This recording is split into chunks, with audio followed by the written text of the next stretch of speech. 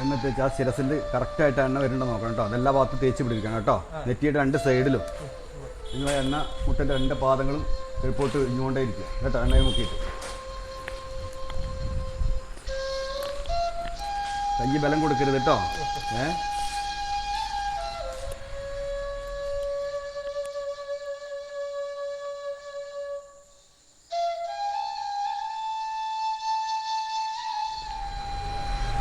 കാലം ഒഴിഞ്ഞോളൂ. എണ്ണ വെച്ചിരുന്നു കേട്ടോ. എണ്ണ അവിടെ ഞാൻ തേച്ചു. ആ ബാക്കിൽ ശരിക്കും അമർത്തി ഒഴിഞ്ഞോളൂ കേട്ടോ. അവിടെ കഴിപ്പിട്ട്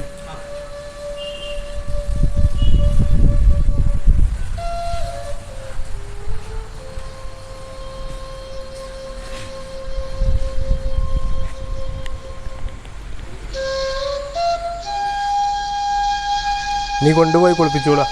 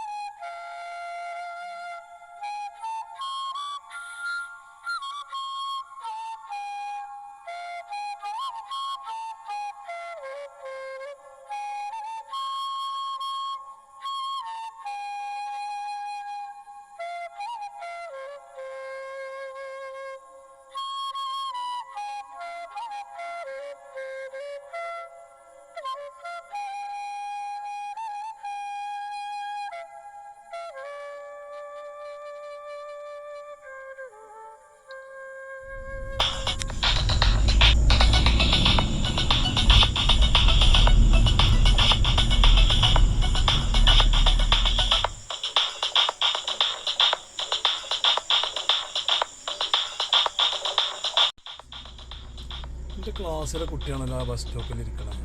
എന്താ ഈ സമയത്ത് ഇവിടെ ഒറ്റയ്ക്ക് ഇരിക്കാൻ കാരണം?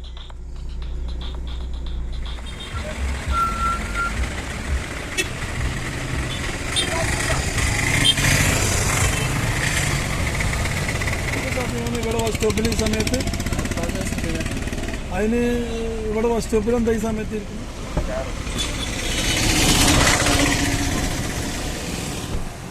4-5 ദിവസമായല്ലോ ക്ലാസ്സിൽ വന്നിട്ട്. വരാത്ത എന്തെങ്കിലും ബുദ്ധിമുട്ട് എന്തെങ്കിലും സുഖമില്ലായി ഉണ്ടോ? ഉണ്ടല്ലേ? എന്നിട്ട് അത് ആരെങ്കിലും കാണിച്ചോ? സ്വാമിമാരും മൂല്യാരെയും കാണിച്ചോണ്ട് സുഖമായിട്ടൊന്നുമില്ല അല്ലേ? അതുകൊണ്ട് വല്ല സുഖമാവുന്ന എനിക്ക് തോന്നുന്നില്ല. പിന്നെ ഏതായാലും നമ്മൾ അറിവിലുള്ള നല്ലൊരു ഡോക്ടർ നമുക്ക് കാണിക്കാം. അതൊന്ന് നമുക്ക് നോക്കാം. ഇപ്പൊ കിടപ്പിലാണോ? സ്വാമിമാരും ഈ മൗലവി തങ്ങന്മാരൊന്നും കാണിച്ചോണ്ട് ഒരു കാര്യമില്ല, അതൊന്നും സുഖാവില്ല. എൻ്റെ അടുത്ത് ഒരു നല്ലൊരു ഡോക്ടർ ഉണ്ട്, സൈക്കാസ്റ്റ് ഡോക്ടർ. നമുക്ക് ആ ഡോക്ടർ ഒന്ന് കാണിക്കാം. നമ്മളൊരു ചായ കുടിച്ചാലോ മോനെ? അല്ല, ഒരു ചായ കുടിച്ച് നമുക്ക് കുറച്ച് കാര്യങ്ങൾ മോനോടൊന്ന് സംസാരിക്കാനുണ്ട്.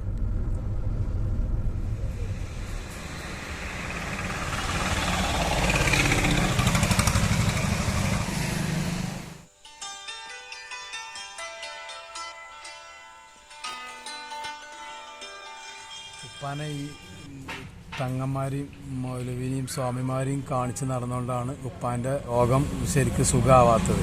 അന്നേ നല്ല ഒരു ഡോക്ടറെ കാണിച്ചിട്ടുണ്ടെങ്കിൽ ഇപ്പോൾ സുഖമായി നടന്നത് നമുക്ക് കാണാമായിരുന്നു. പക്ഷേ ഇത് നമ്മൾ മോന് പറയുമ്പോഴാണ് ഇത് അറിയുന്നത്. നമ്മളടുത്ത് നല്ല ഒരു ഡോക്ടർ ഉണ്ട്, നമ്മൾ ആ ഡോക്ടറെ കാണിച്ച് നമുക്ക് എത്രയും പെട്ടെന്ന് നമുക്ക് സുഖമാക്കാനുള്ള ഒരു പ്രതിവിധി നമുക്ക് കാണാം. മോനെ ഇത് ആലോചിച്ച് ഒരു ടെൻഷനും അടിക്കരുത്. ടെൻഷൻ അടിച്ചു കഴിഞ്ഞാൽ മോൻ്റെ പഠനത്തെ ഇത് ബാധിക്കും. അതുകൊണ്ട് ഒരു ടെൻഷനും വേണ്ട. നമുക്ക് നല്ല ഡോക്ടറെ കണ്ടതിന് ശേഷം ഉപ്പാൻ്റെ രോഗം നമുക്ക് എത്രയും പെട്ടെന്ന് മാറ്റിയെടുക്കാനുള്ളത് നോക്കാം കേട്ടോ.